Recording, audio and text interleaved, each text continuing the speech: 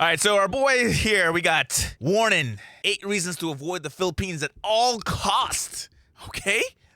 We got to check this one out, man. Look, I get it. The Philippines, tropical paradise, island vibes, endless stretches of beach, yada yada. But I'm not here to sell you some postcard fantasy. No. I'm here to throw a little cold water on this whole Southeast Asian love affair. Because let's be real for a second. The Philippines, it's not for everyone. And when I say everyone, I'm talking about you. Let's face it, there's a certain type of person that's just destined to hate this place. So in the spirit of public service and a touch of schadenfreude, I've compiled a list of 8 reasons why the Philippines might just send you into an existential crisis. Now before you get all bent out of shape, let me explain. I'm Brian, 43 years old, fresh from America, or at least fresh about a year and a half ago. Okay, that's pretty fresh. That's pretty fresh. The drill. I've seen it all.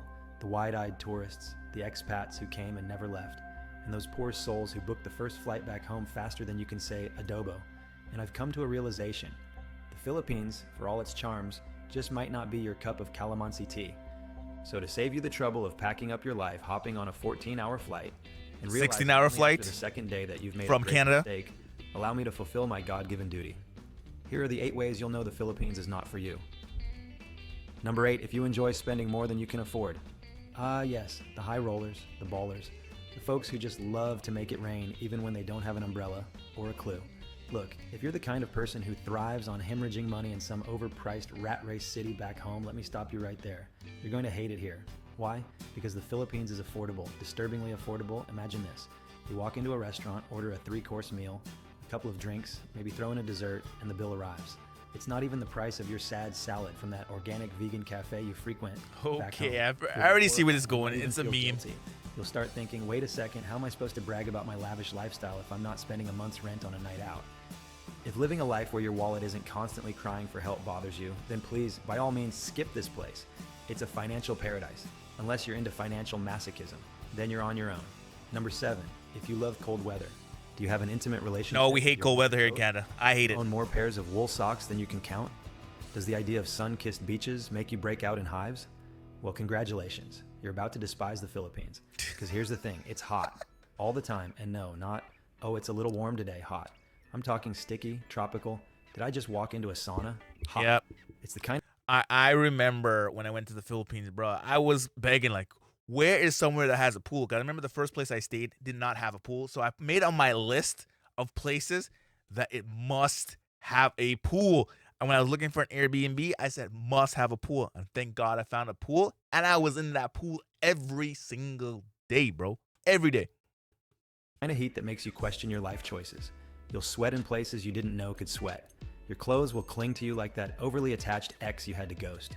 And air conditioning we all know becomes those less of a exes. luxury and more of a life support system. So if you're one of those people who can't function without a crisp, cool breeze blowing through your flannel shirt, I suggest you look elsewhere.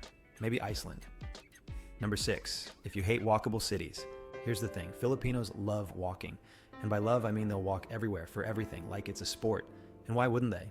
The cities here are designed for it. Places like BGC, Makati, even certain parts of Cebu, they're so walkable, you'll forget what it's like to sit in bumper-to-bumper traffic back home, which, you know, might sound like a dream come true, unless you hate walking. If the thought of using your legs for anything other than pressing the gas pedal fills you with dread, then boy, do I have bad news for you. The Philippines might as well be your personal hell. Sidewalks, pedestrian lanes, and enough shade to keep you from becoming a human puddle. What a It's nightmare, well built. right? At least So, in if Manila you're and in committed the to main your cities. sedentary lifestyle, you might want to rethink this whole island adventure. Number 5, if it bothers you to be greeted as sir or ma'am by everyone. Now this one's a biggie. Yeah, that's Say big for you're me. not used to being called sir or Or ma'am. po. Maybe you like to be on a first name basis with everyone. Maybe being treated with a weird amount of respect makes you feel uncomfortable, like you've accidentally stumbled into some parallel universe where politeness is still a thing. Well, guess what? And everyone Here in says the good morning. Philippines, they don't care. Everyone is sir or ma'am. You, your friend, the guy at the coffee shop, it's non-stop. It's not optional, it's not negotiable.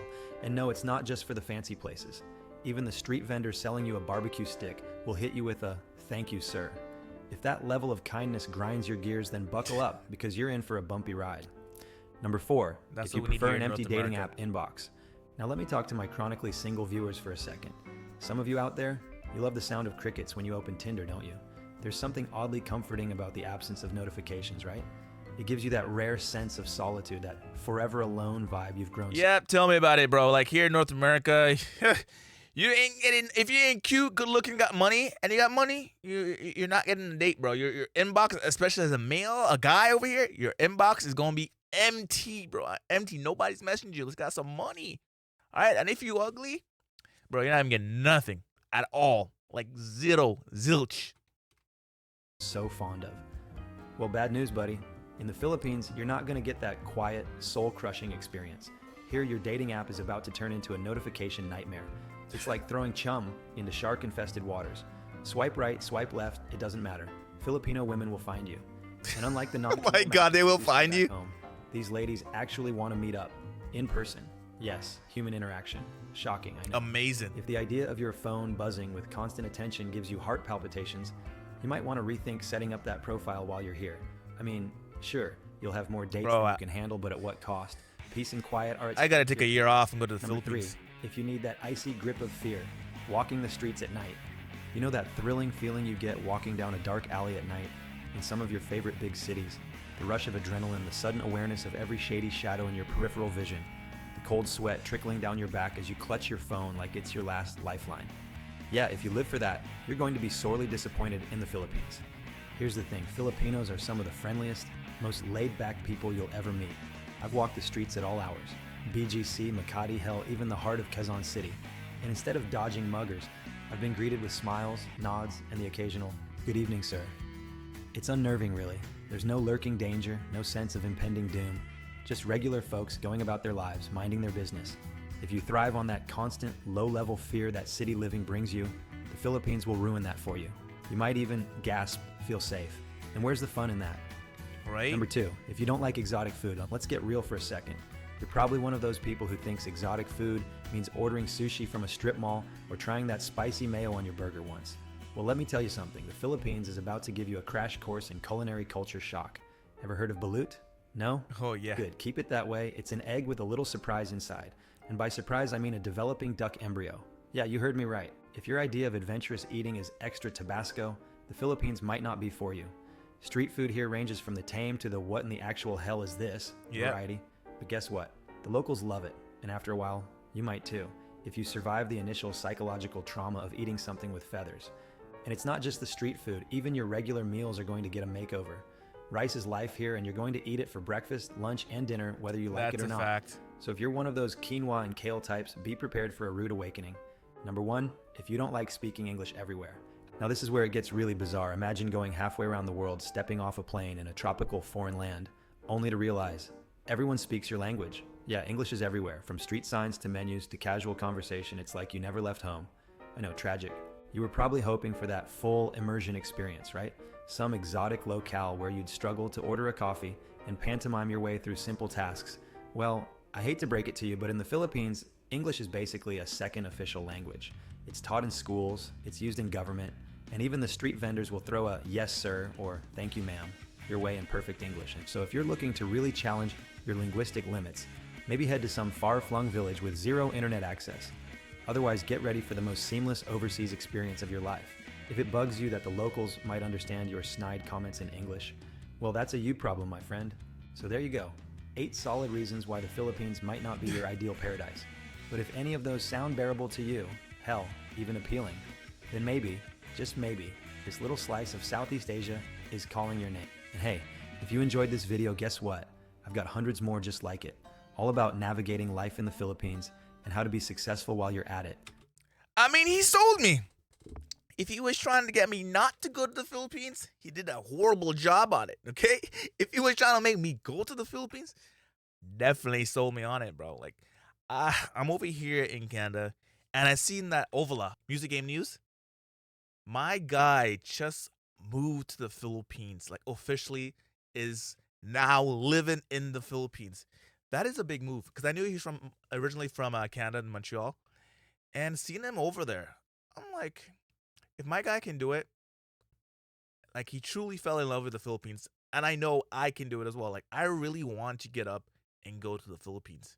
So everything you're hearing about the Philippines is good news. Like it's good news. I know there's always bad. There's some bad. It will be bad anywhere you go.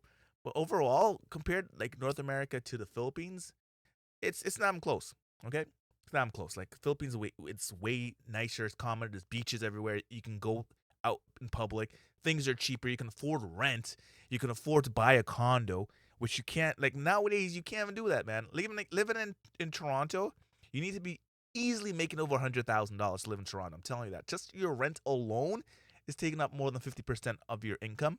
Not to mention how much other things cost, like food, groceries, going out to rent your car.